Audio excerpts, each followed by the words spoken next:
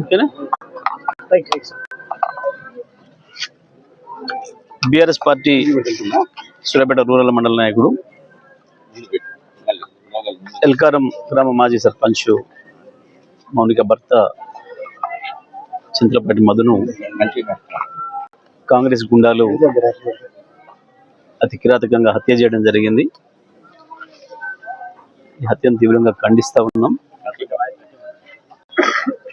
తెలంగాణ రాష్ట్రం వచ్చిన 10 ఏళ్లలో బ్రహ్మాండంగా శాంతి భద్రతను అదుపు చేస్తున్నాం. మేము ఎక్కడ ఒక చిన్న రాజకీయ తగాదాలు లేకుండా, రాజకీయ హత్యలు లేకుండా నిలవరించగలిగినాం.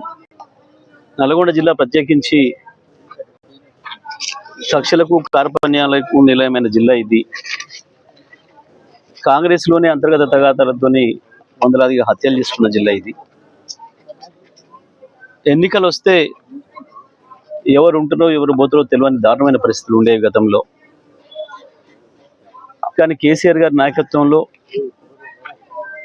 శాంతి భద్రతల అదుపులో ఉంటేనే అభివృద్ధి జరుగుతుంది అని చెప్పి పూర్తిగా వారి ఆలోచనలను అమలు చేసి నల్గొండ జిల్లాలో 10 సంవత్సరాలు ఏ ఒక్క చిన్న రాజకీయ ఘర్షణ లేకుండా, ఎటువంటి అవకాశం ఇవ్వకుండా మా ప్రభుత్వం పనిచేసింది. పోలీసులను కూడా పూర్తిగా స్వేచ్ఛాయుత వాతావరణంలో పని చేసుకోవడానికి అవకాశం కల్పించినాం. పోలీసు విధుల్లో ఎక్కడ కూడా మేము తలదూర్చకుండా, రాజకీయ కార్యకర్తలు తలదూర్చకుండా కూడా ఆపినాం. కానీ దురదృష్టవశాత్తు కాంగ్రెస్ ప్రభుత్వం వచ్చిన 2.5 సంవత్సరాల కాలంలో పోలీస్ స్టేషన్లలోనే గుండాలు ఉంటున్నారు. గుండాలు రౌడీల చేతుల్లోనే పోలీస్ స్టేషన్లు నడుస్తూ ఉన్నాయి. ప్రత్యేకించి సూర్యాపేట జిల్లాలో గత 2.5 సంవత్సరాల కాలంలో చాలా దుర్మార్గమైన పరిస్థితులు నెలకొన్నాయి. ముందే చెప్పి మరి కొడుతున్నారు. పోలీస్ స్టేషన్ పిలిపించి బీఆర్ఎస్ పార్టీ సీనియర్ నాయకులను కూడా కాంగ్రెస్ రౌడీల ముందట నిలబెట్టి అవమానకరంగా మాట్లాడడం. లేదు, మీరు కాంగ్రెస్లో చేరితేనే మీరు ఉంటారు, కాంగ్రెస్లో చేరితేనే మీరు పోలీస్ స్టేషన్కి అడుగు పెట్టాలి అని చెప్పి ప్రజా సమస్యల మీద పోయిన మా సర్పంచ్లను కూడా, మా ప్రతినిధులను, ప్రజాప్రతినిధులను, పార్టీ ప్రతినిధులను కూడా తీవ్రమైన అవమానాలు చేస్తూ ఉన్నారు. ఇది మేము అనేక సందర్భాల్లో జిల్లా పోలీసు ఉన్నతాధికారుల దృష్టి కూడా తీసుకుపోయినప్పుడు కూడా ఎటువంటి చర్యలు లేవు. వాళ్ళు చెప్తేనే, కాంగ్రెస్కు సంబంధించిన నాయకులు చెప్తేనే ఎఫ్ఐఆర్లు అవుతున్నాయి, వాళ్ళు చెప్తేనే కేసులు అవుతున్నాయి. వాళ్ళే దాడులు చేసారు, వాళ్ళే ముందు పోలీస్ స్టేషన్లకు వచ్చి కేసులు పెట్టుడు, మా వాళ్ళను హింస పెట్టుడు, ఇబ్బంది పెట్టుడు, నాయకులను పార్టీ మరమని చెప్పి ఒత్తిడి చేసుడు, ఇవన్నీ కూడా జరుగుతూ ఉన్నాయి. మరి వాళ్ళు ఇక్కడ కూడా ఈ గ్రామం కొంత కక్షలతో కూడుకున్న గ్రామం, దీనికి ఆ చరిత్ర ఉంది. గతంలో కూడా మా మాజీ సర్పంచ్ వెంకన్నను హత్య చేసారు ఇదే కాంగ్రెస్ గుండాలు.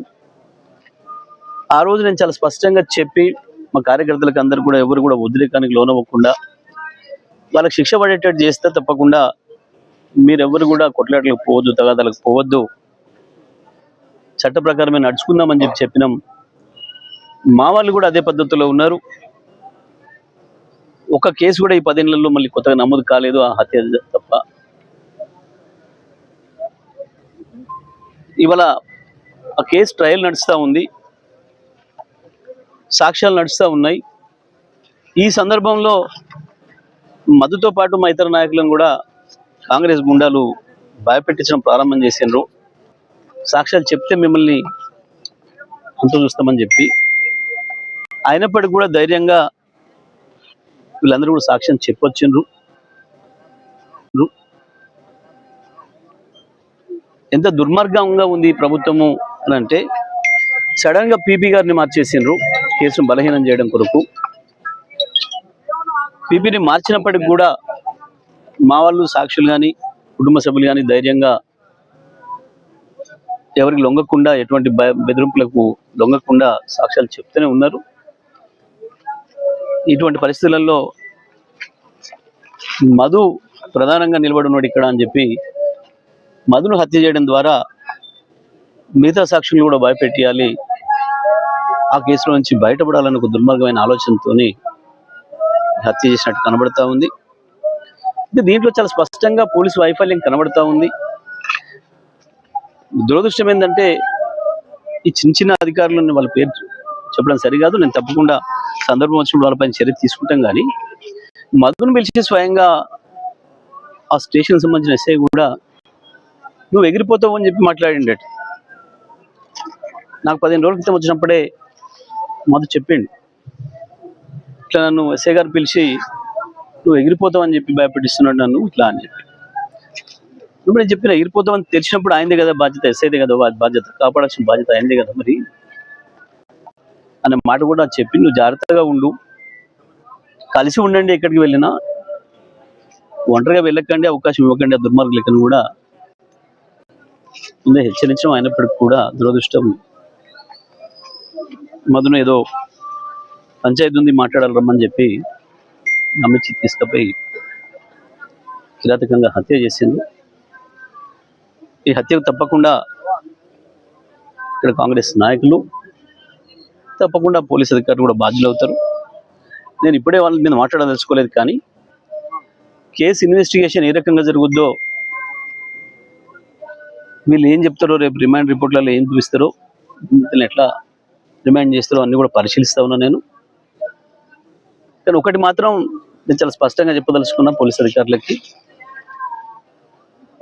ఇటువంటి క్రిమినల్ కేసులు 10 ఏళ్ల తర్వాతనైనా మళ్ళీ రీఓపెన్ చేసి బాధ్యులైన అందరి మీద కూడా కేసులు పెట్టి జైలులో పంపిన సందర్భాలు ఉన్నాయి. పోలీస్ అధికారుల మీద కూడా పక్కన కూడా చూస్తూ ఉన్నాం. ఐజీ డీజీ స్థాయి అధికారులను కూడా పాత కేసులలో తప్పుడుగా ప్రవర్తిస్తే, చట్టానికి విరుద్ధంగా ప్రవర్తిస్తే, విచారణలో ఏమైనా నిందితులకు అనుకూలంగా ప్రవర్తిస్తే వాళ్ళపైన కూడా కేసులు పెట్టి జైలులో పంపిన సందర్భాన్ని చూసినాం. అది దృష్టిలో పెట్టుకొని విచారణ చేస్తారని భావిస్తున్నాను నేను. ఇప్పటికైనా పోలీస్ అధికారులు ఇక్కడ ఎక్కడ చిన్న అవకాశం ఇవ్వకుండా, ఎటువంటి అనుమానాలకు తావివ్వకుండా, నిజమైన నిందితులు ఎవరో వాళ్ళని పట్టుకొని వాళ్ళకి శిక్ష పడే పద్ధతుల్లో విచారణ కొనసాగాలని చెప్పి నేను కోరుకుంటున్నా. కానీ ఎప్పటికప్పుడు నేను మాత్రం నిమిషం ఈ కేసును చూస్తూనే ఉంటా. ఎక్కడ ఏ అధికారి తప్పు చేసినా మాకు అర్థమవుతుంది స్పష్టంగా. ఆ అధికారి మాత్రం తర్వాత తప్పించుకోలేడనే విషయాన్ని కూడా వాళ్ళు గుర్తుపెట్టుకుంటే మంచిది. పనిచేసేటప్పుడు నిందితులను రక్షించడానికి వెళ్ళి వీళ్ళు జైల్లో పడే పరిస్థితి మాత్రం తెచ్చుకోవద్దు. కొంతమంది అధికారులు బాగా అవినీతికి అలవాటు పడి వాళ్ళ అవినీతికి ప్రభుత్వం మద్దతు కావాలి, ప్రభుత్వం పెద్దల మద్దతు కావాలని చెప్పి వాళ్ళ దర్బార్లలోకి వెళ్ళి చాలా హీనంగా ప్రవర్తిస్తూ ఉన్నారు. మరి అటువంటి అధికారుల విషయంలో జిల్లా ఉన్నతాధికారులు కూడా స్పందించే స్థితిలో కనబడతలేదు. ఈ కేసు విషయంలో విచారణలో ఎక్కడ తప్పు జరిగినా వాళ్ళందరూ కూడా బాధ్యులు అవుతారు. రేపు తప్పకుండా అందరూ కూడా శిక్షకు గురవుతారు. నేను మా బీఆర్ఎస్ శ్రేణులకు కూడా విజ్ఞప్తి చేస్తూ ఉన్నా, ఎవరు కూడా ఆవేశానికి లోనయ్యే పని లేదు. తప్పకుండా చట్ట ప్రకారమే వాళ్ళకి శిక్షలు పడే పద్ధతుల్లో చర్యలు తీసుకుందాం. ఆ కుటుంబాన్ని కూడా మన కుటుంబంగా మనం కాపాడుకుందాం. ఆయనకి 2 ఆడపిల్లలు ఉన్నారు. తప్పకుండా ఆ పిల్లల చదువుల బాధ్యత కానీ, కుటుంబ పోషణ బాధ్యత కానీ తప్పకుండా పార్టీ బీఆర్ఎస్ పార్టీగా మేమే తీసుకుంటాం. గతంలో హత్య చేయబడ్డ మా నాయకుడు ఇంకా కుటుంబాన్ని ఎట్లయితే మేము అనుకున్నామో అదే పద్ధతుల్లో ఈ కుటుంబాన్ని కూడా మా కుటుంబంగానే భావిస్తాం. ఈ సందర్భంగా మధు కుటుంబానికి తీవ్రమైన విచారాన్ని వ్యక్తం చేస్తూ మధు మృతికి సంతాపాన్ని వ్యక్తం చేస్తూ ఉన్నా. మా శ్రేణులందరికీ మాత్రం సమయంగా ఉండవాలని చెప్పి